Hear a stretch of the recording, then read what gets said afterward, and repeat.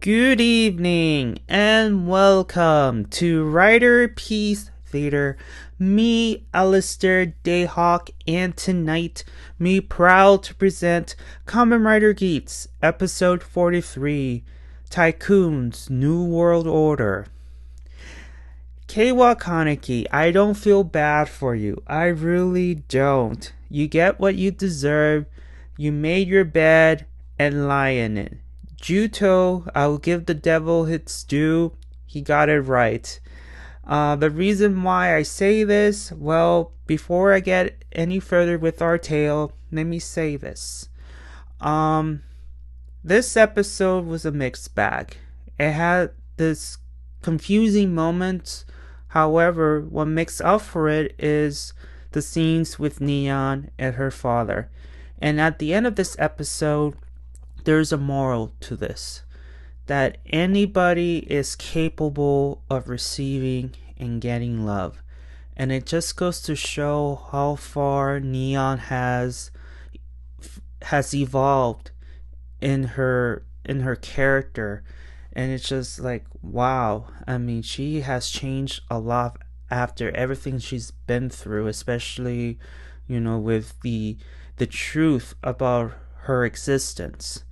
So yeah, let us begin our tale, shall we? So, Keiwa Kaneki, he is happy that his wish has been granted. He has new clothes. He's no longer speaking in his evil voice. You can tell because he is greeted by these people running away from something. And he was wondering what the hell is going on. This is not the world that I wished. But anyways, in any case, Sarah calls him, and Keiwa was like, "Hey, she's alive. Like, where are you at?" And Sarah's like, "Hey, you need to get over here because mom and dad are in trouble, and we're in danger. Come over here." And then all of a sudden, you see this explosion, and we get back to Keiwa's scene. And you see all this smoke and fire and coming from the location that Sarah was. And unfortunately for Keiwa, he realized that Sarah and his parents are killed again. So, yeah. His wish has been wasted apparently, because you got a call from your sister. Next thing you know, she is blown off.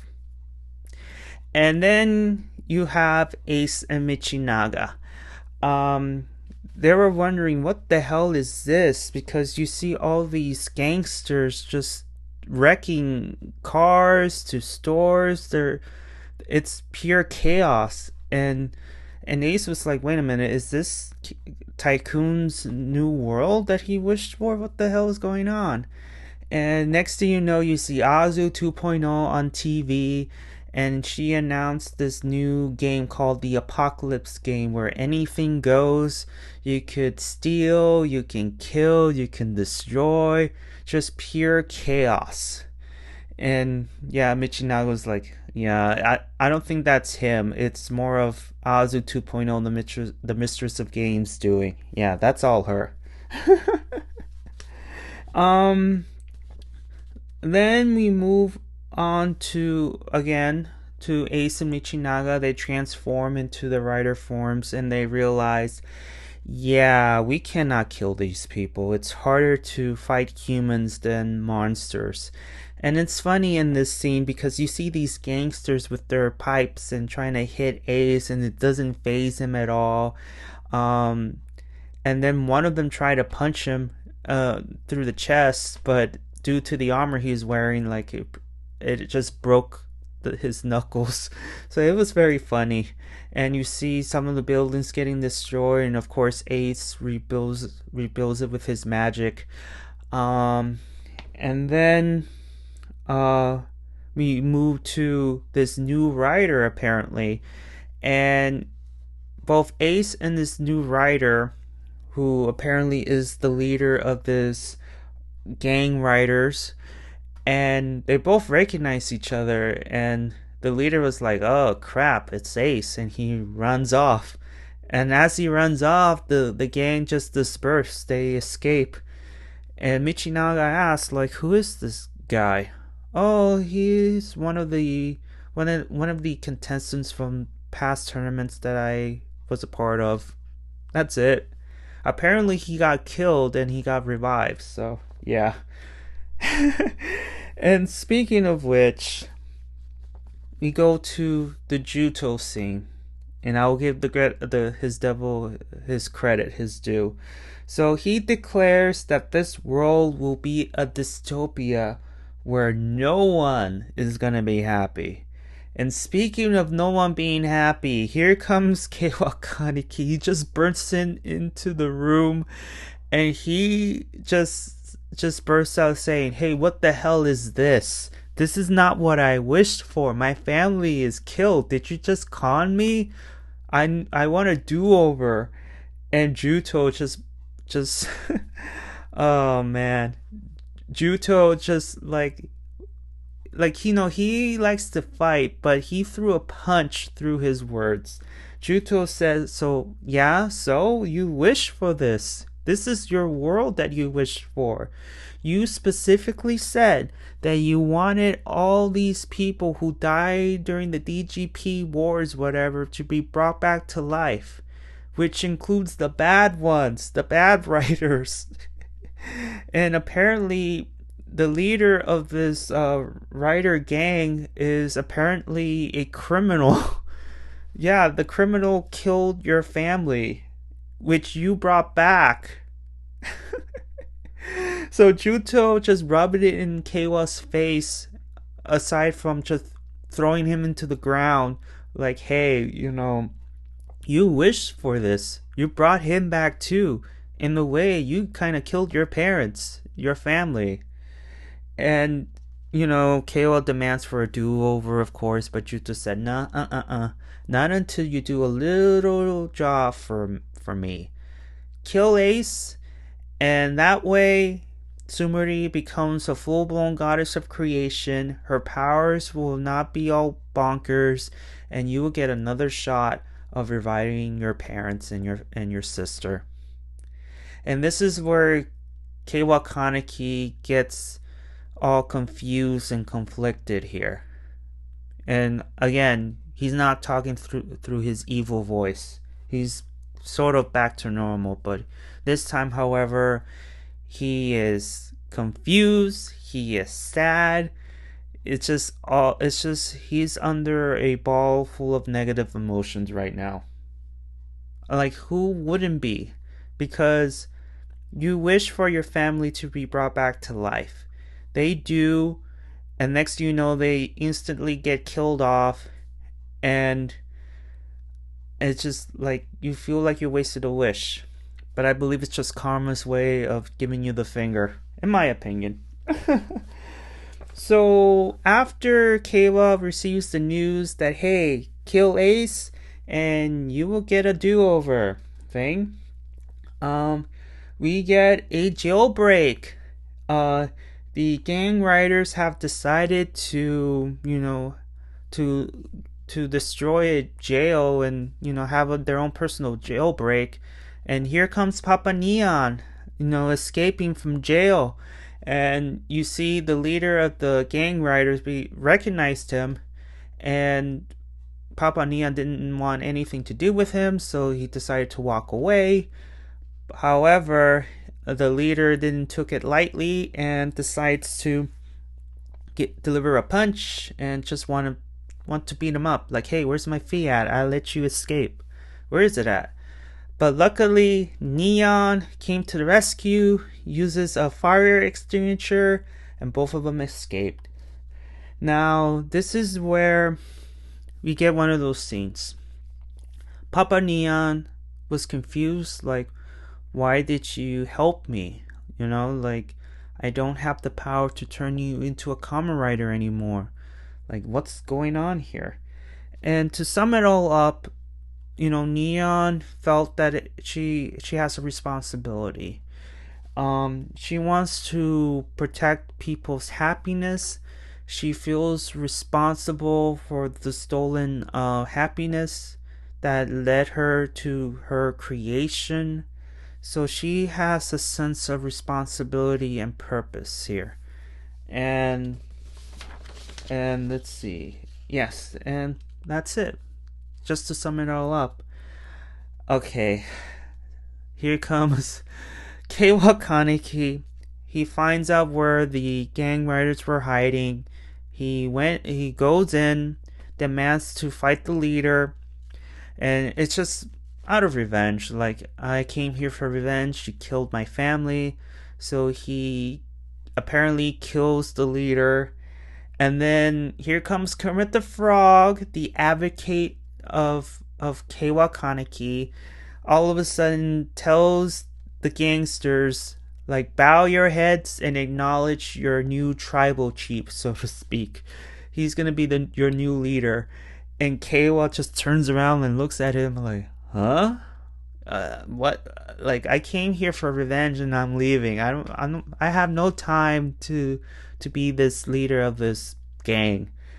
But all of a sudden you see these gangsters changing their colors from yellow to green. The banner has changed to Keiwa's symbol. You see them kneeling down. And then both men go to this room where Azu 2.0 was.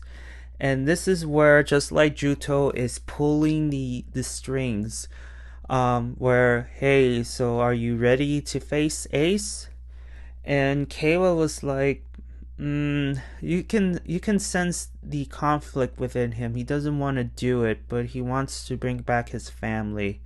So he doesn't say anything all that much, but you can tell on a look on his face that he doesn't want to do it. Whether or not he has the power to actually kill Ace, that's another story. I mean, he was capable to release himself from his tails in the last episode, but right now, Keiwa doesn't know what to think. I think he's pulling on blame on himself because, again, his wish kind of backfired on him. So he's emo Kaneki, even without the voice. So we move to the waiting lounge, where this scene is all about the heroes receiving word that, hey, Keiwa is the new leader. Ace desperately wants to find Tsumuri before it's too late. And Michinaga tells Ace, let me deal with Keiwa, because in a sense he feels responsible for his turn. So he ends up leaving. So we move to another Neon scene with Papa Neon. Papa Neon is planning on visiting his first daughter's grave, which he does every single month since she died. And this is where Neon points out a couple of things. Like, for one thing, she has noticed that, hey, Dad, you still have love to give, you know? Just deep down, there is love within you.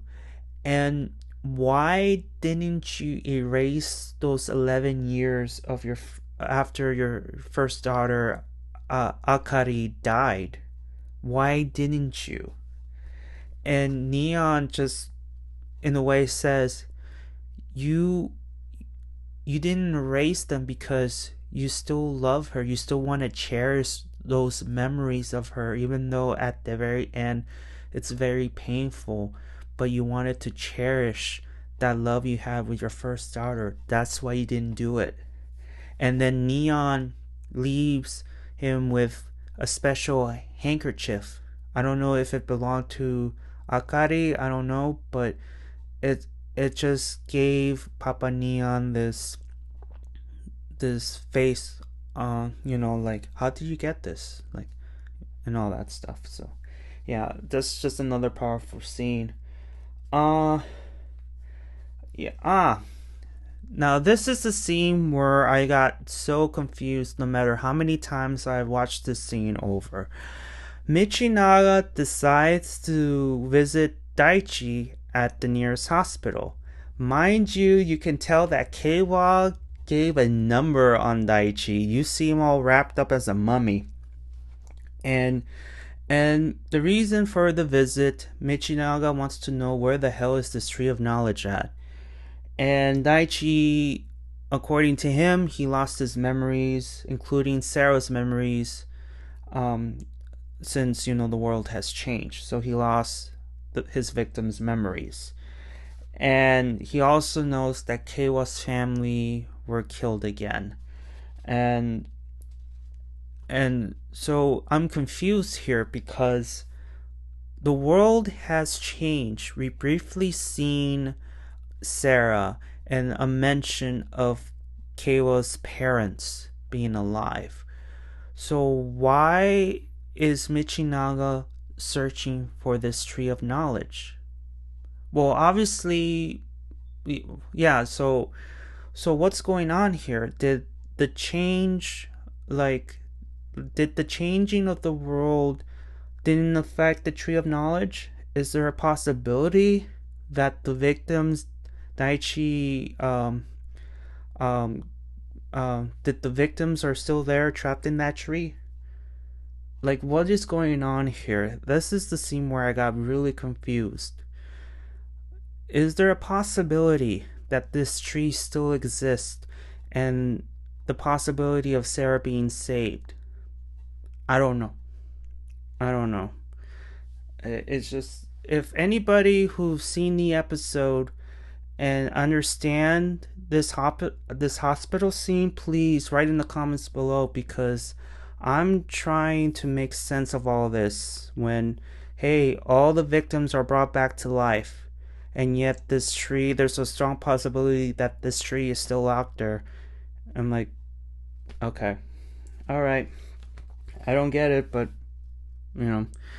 anyways, so after the hospital visit, poor Neon gets kidnapped by the very same person that kidnapped Papa Neon's first daughter, Akari, those 11 years ago. And then, history repeats itself. Papa Neon receives this ransom note that, hey, come to the same area that I kidnapped your first daughter with the monies, come alone, that sort of thing. And this is the episode where it kind of hit me and acknowledged that Neon has indeed changed a lot, especially after knowing the truth of her origins. Both parents realized that, yes, we're bad parents, in the sense of, yes, we provided for her, like food, money, clothing, whatever it is, we provided well for her, but they never gave Neon the love that she desperately wanted. Because if you remember, from episode 1 up till now, Mother Neon had treated her like a possession, like a doll. She didn't want her to be outside. And it's understandable, especially after what happened to her first daughter. But even still, Neon has the right to live and not be trapped in the house like a bird in a cage. So Neon didn't felt that love from her mom because the way she was treated.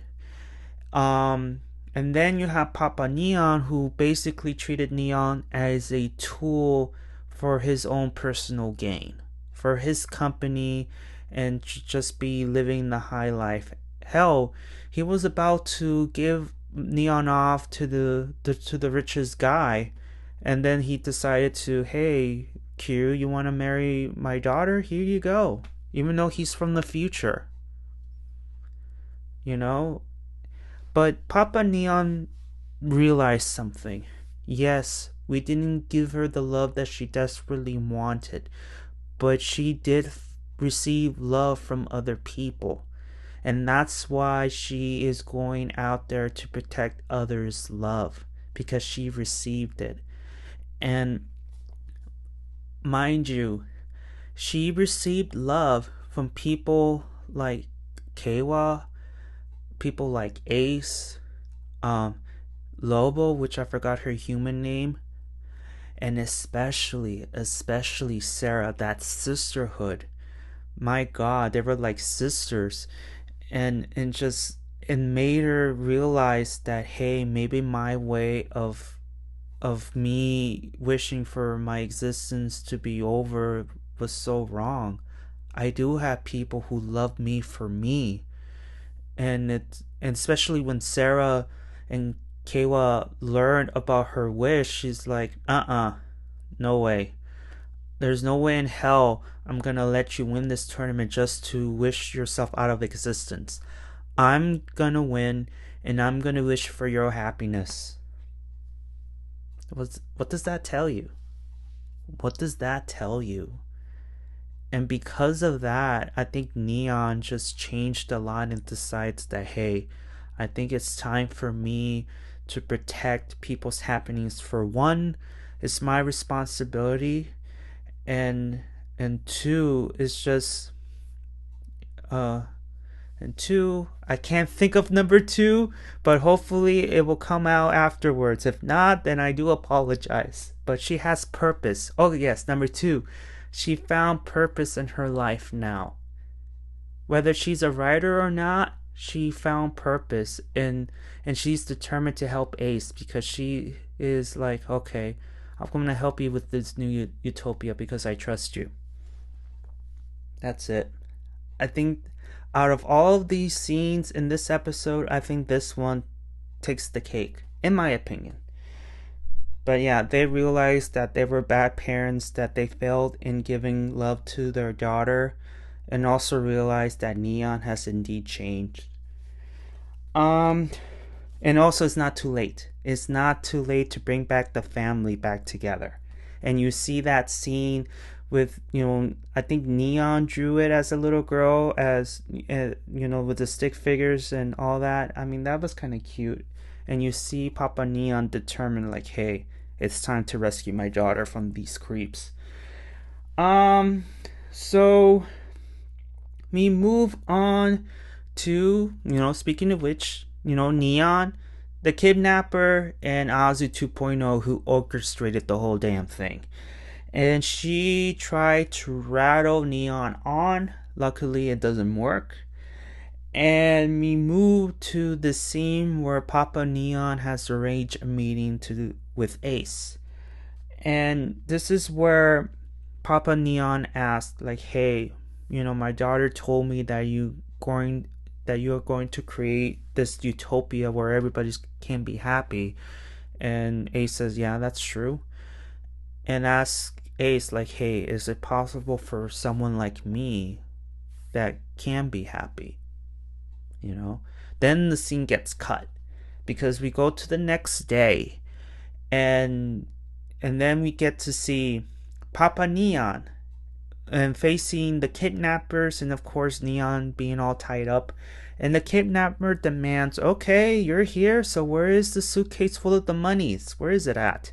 Yeah, you're not getting a cent. Instead, you will get me with this ID core and this driver and a buckle.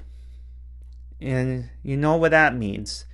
And three of them were shocked, like, how in the hell did you get how did you get a driver? How did you get a core? How did you even get a buckle? And then we go back to the scene again where it gets cut. This is where Papa Neon, ego aside, just went down on his knees and begs Ace to, hey, I want to enter in your DGP for the sake of rescuing my daughter, and my wish for her is for her happiness. And you see Ace smiling and approves. And this, yes, so Ace has Papa Neon in his DGP now. And it just goes to show that, yes, this man is capable of love, and he does love Neon in his own way, but he does love her. And this is where we finally get the scene between Papa Neon versus the kidnapper, and you see a brief moment between them fighting through dishes in the kitchen and all that stuff. And then, of course, Azu 2.0, the Mistress of Games, decides to join in on the fun. So it got turned into a handicap match. He is unfortunately outmatched, but he's holding his own and determined to rescue his daughter. And then outside, you have Kermit the Frog attempting to shoot poor Papa Neon. Luckily, Ace steps in and say, "Hey, don't ruin this moment. You're fighting me now."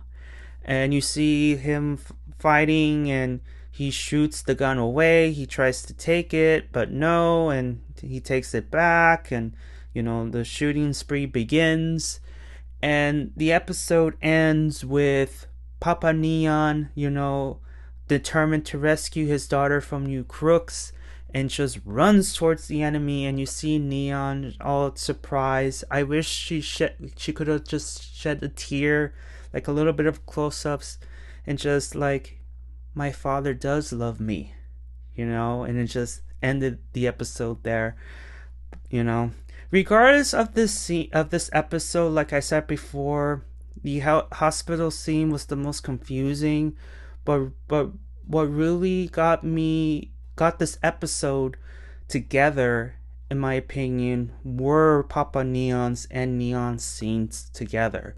And just the moral of this episode, even when Keiwa Kaneki's wish got blown up in his face, is all about, hey, everybody is capable of love.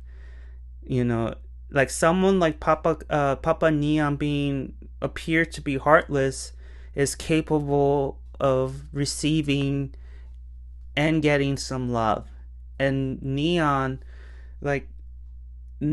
she has the most growth, and especially after wanting to end her existence, now she has a purpose in her life now.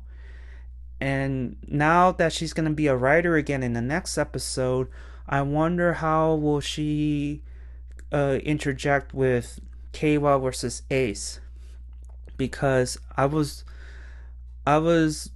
like, will Neon be the one to turn Keiwa back to the light side? But it looks like that honor belongs to Michinaga, because the sense of responsibility. He's the one who, of course, killed Sarah on accident. I think it's his way of accepting responsibility and clean up his mess, But eventually he will turn back good, and he will beg for forgiveness for the things he has done and atone for his sins and that sort of thing. But yeah, this is the end of our tale, guys. What do you guys think of this episode? Were you confused as I am from that hospital scene?